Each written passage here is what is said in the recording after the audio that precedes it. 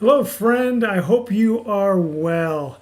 Golly, we are through Christmas and getting ready for New Year's, and I am so excited. Just have a few moments to share with you, and it will be fast and pretty quick. But I just wanted to give you an update on all that has happened in Young Life this year. And so we'll do that in just a moment.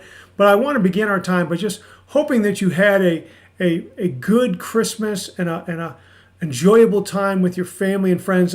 And I know if you're at all like I am, that it was not the same as it has been in the past. And that is never a good thing. We don't always love change, especially change that seems to be negative. But I got to tell you, it was great to be with those who I could be with and to be with my own kids. I sure missed being with my parents and some of my aunts and uncles and people who I cared deeply about. But it was good to be with my family, and I hope you feel the same way. I also want to just encourage you that this week, as you're working kind of, maybe you have the week off, or maybe you're doing some work this week, just remember the weekend's coming, and we're going to have a nice break here with New Year's Eve and New Year's and all that. I'm sure there's a lot of football. So please enjoy that and enjoy again the time you can have with the people you value. Make sure that is something that you're able to make happen. I sure would encourage that from you. Besides that, I just want to tell you we're doing great as a family. I got to spend time with my kids, and so that was fun, and with my wife, and getting the house all decorated and creating a lot of food and giving away a lot of food, and then now trying to get ready to do it again for the weekend here. But I wanted to take a moment and just do a recap of this past year. Like last winter, so the beginning of 2020, we were spending time with kids and being involved in folks' lives and having a great time doing it. And then we started running Young Life clubs, and we were having 65 plus kids attending Young Life events. And that was just awesome. And I felt like we were going to have a great fall, and we were looking for, or a great winter, and we were looking forward to a great summer camping opportunities. And then everything stopped in March, end of February, and we had to stop doing things in person. And so what we did was we started doing Zoom. Everything became Zoom. From our Young Life clubs became just Young Life hangout kind of times, where we still shared about the person of Jesus and about life, what life can look like with him. So we continued to share the message, but it was in a different platform.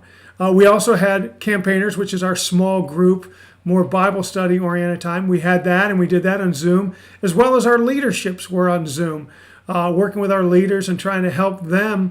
How do you do ministry and build relationships when you're not allowed to be with people? And we learned a lot of lessons about phone calls and texting and coming up with creative options. One of the things I did with guys was I'd meet them at the local Sheets or an Altoona Sheets or wherever I might be, and say, hey, let's meet there. And we had as many as 3 or 4 cars lined up next to each other. We'd go through the drive-through, get some food, then we'd just get in a line in the parking lot, roll down our windows, turn up our heat, and we would talk to each other. And it worked, because at least we could see each other face to face and still be socially distancing.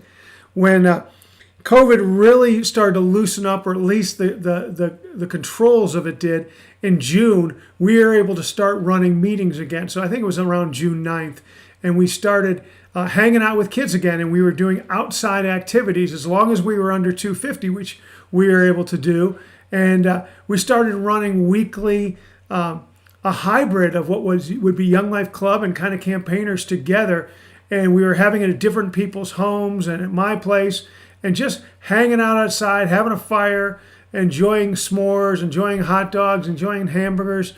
We did it all. In fact, this summer we even did our camping in town, and we did what we called summer nights, which was 3 nights in a row where we ran Young Life Club events that were really fun, and it was designed for kids to be able to come to, and many of the local service organizations that have helped us raise money over the past for summer camp allowed us to use that money to get kids t-shirts, to do really fun things, to have great food opportunities, to do wings, to do all those kinds of things that kids enjoy. We ended up with about 90 students over those 3 days who came to our events. So it was really a great time, great humor. If you haven't seen it, you can find it on YouTube. We did a watermelon thing with rubber bands, and the watermelon, after a certain number of rubber bands, many more than you might think, explodes and goes all over. And that was just a great time with kids. And so as the fall hit, leaders were able to go and try to spend time with kids and be involved in their world at the sporting events and things that we could attend. And it was great, and we were feeling like things were good. So we, at the same time, we just continued to run our weekly event, and it was getting a little cooler. But we had the fires and we had s'mores, and we were still able to give the message every single week. So we didn't really miss out, even though we weren't able to run club. It was a different look and a different feel, but it was still awesome. And so we did that all the way up until the second week in November, where we finally closed things down. Felt like it was the more sensible thing to do, and we didn't want to look like we were being flippant with kids' safety. And we were safe up to that point, so we just said, let's just end here. And since then, we've been coming up with all kinds of ways to communicate with kids. We've been using YouTube Live, we've been using Zoom, we've been using all kinds of things. We've even have a couple small groups of just 3, 4, 5 girls that would get together with their leader, who were all friends, who were spending time together each already. So it was a safe place. So we were able to do that. We were doing YouTube Live, smaller group kind of activities, and talking about what does it mean to follow this one Jesus. So we've done that, and that's been fun. But I want to jump back. In October, we had our Young Life virtual banquet, which was very strange. After all the years, with 46 years of running a local banquet, we decided to do a virtual banquet. And I just want to tell you something really exciting. It was a great night, and you can still find that on YouTube and our channel. And adults watched kids, and we heard from kids, heard from other adults, and they responded. And financially, we did as well this year as we did a year ago in person. And so that is just an act of God. So we were very, very thankful for that happening. And at that event, the virtual banquet, we announced that we are hiring J.J. Collins. J.J. graduated from Hollidaysburg High School, was one of my club kids, has gone up to Penn State, been a volunteer leader up there, a team leader for Phillipsburg High School, and he's been involved in the Young Life College program as well at Penn State. And so we have hired him, and we're so excited. We're announcing this, that we are beginning Young Life ministry to the college-age kids at Penn State Altoona campus, as well as the entire county. We want kids from St. Francis, from every place, from every university. Kids who aren't even going to school, who are in the college age, are invited to be a part of this. And we're so excited because JJ is going to take the lead on that thing. That's his responsibility. And so we think it's going to be incredible. We're already talking with kids and parents who they want to see their kid, who they love the Young Life exposure. They loved what they heard and what they did in Young Life. And now to be able to do that at a college level is so awesome, because that is a time where so many kids go off track when it comes to their faith and don't even consider their faith. And we're going to have the chance to help kids grow in their faith, but also to help some of them consider faith for the first time ever in their lives. So we're very, very excited about that. And that is JJ. And he starts officially next week on January 3rd. So we're very, very excited. And so I wanted to tell you, even in this lockdown time, we are seeing God do some amazing things. We're able to continue to have impact in kids' lives. We're helping some students who want to understand, what does it mean to accept this gift of God? What does it mean to begin a relationship and to get serious about my faith? What does that look like? And we're able to walk with kids, and that's been just an honor. And at the same time, we have kids who right now are struggling with drugs and alcohol more than ever. This lockdown thing, I know the teachers and the schools are doing their very best, but it is so hard on kids, and depression and the use of drugs and alcohol is just becoming more and more prevalent. And I've been so blessed to have the opportunity to be involved with a few folks who are doing their very best to try to live lives that are different, and they're trying to stop their use of drugs and alcohol. And it's a process, and it's going to take time. And I'm not going to tell you we have incredible success, but we do have some. And so I am just so honored to be able to be a part of that. And I wanted to let you know, we could not be doing this if it weren't for you and your support and your prayers for Young Life.